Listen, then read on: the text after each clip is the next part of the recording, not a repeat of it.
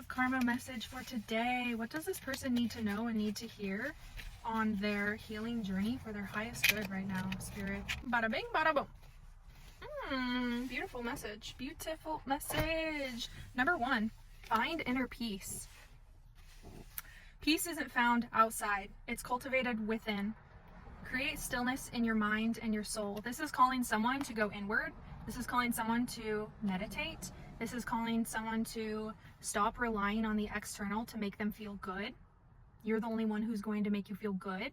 And that is by observing your thoughts and your internal environment and realizing that you have the power, the creative power and control over your life and your existence. And no one else is going to shape that for you. Yes, people have influence, but ultimately you rule you. You are not your thoughts. You are the one observing your thoughts. And I think that you need to go within because it feels like there are certain chains or shackles that things have on you, vices have on you, people, relationships have on you that you need to set yourself free from. Says your soul is ready to be free. Let go of self-imposed limitations and step into your power. Yeah, I mean, we all have these self-imposed limitations, these things in our head that need to go a certain way, these arbitrary rules or like whatever, like the prerequisites for things. And it's just like, challenge those, reflect on what actually needs to happen, what you actually want, what kind of experience you want inside of yourself. Because you don't have to live in chains. Like, you are a beautiful, worthy, divine soul that deserves to live a healthy, beautiful, thriving, holistic life. This will reduce your suffering. It doesn't mean it's going to be easy, because we get into these patterns, and it's just like these patterns, they can get kind of ingrained in us, but it is so worth it to deconstruct that. And the very first step, if you don't know where to start, the very first step is to start observing your thoughts. Start observing your feelings. Don't cast judgment on them. Why am I thinking that? Why am I feeling that? No, don't do that. Observe the patterns. Oh, when I'm in this environment, this seems to always come up. That's valuable information right there. Every time I interact with this individual, I always get triggered. Why do I get triggered? Oh, because they bring up XYZ. Oh, what is underlying that? What do I need to face with that? What do I need to deal with and heal with that? Do I need to set a boundary? Or, like, how do we go about these things? But the very first step to approaching this is to observe where they come from. Observe your thoughts, observe your feelings. And lastly, this is so beautiful. Embrace the light and dark.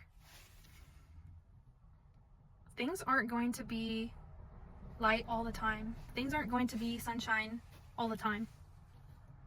In order for sunshine to exist, there has to be a time without sun. There has to be the darkness. There has to be a time where the sun goes away, right? The dark and the light. The law of polarity, right? If something doesn't have a pole, an opposing force, it doesn't exist. It exists just in a vacuum, right? And so this is really powerful. It makes me think of my reading from Conversations with God today, and how we are all connected to source energy, and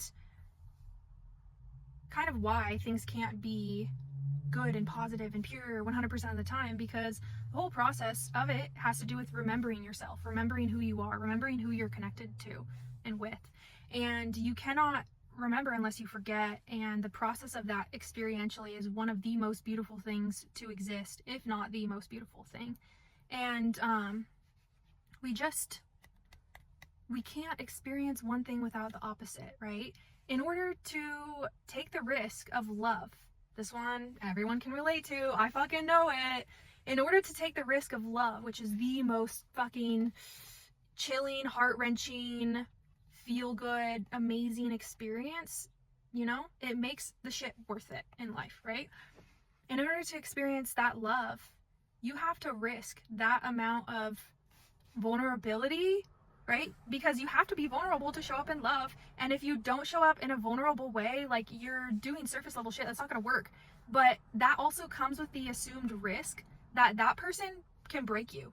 That person has power over you and you have power over them. You both are in this exchange of like knowing shit about each other, being so close to each other that you can really have an immense effect in a negative way, but also a positive way. So all that being said is that we cannot have just light all the time. We have to embrace the lightness and the darkness. And the balance comes from embracing both your light and your shadow. Both are necessary for growth. So this could bring up shadow work for someone. Someone might need to go inward and explore their shadow self. And it's important to accept that and be aware and not to ignore that aspect of you, because you are a whole being. Okay, love you, bye.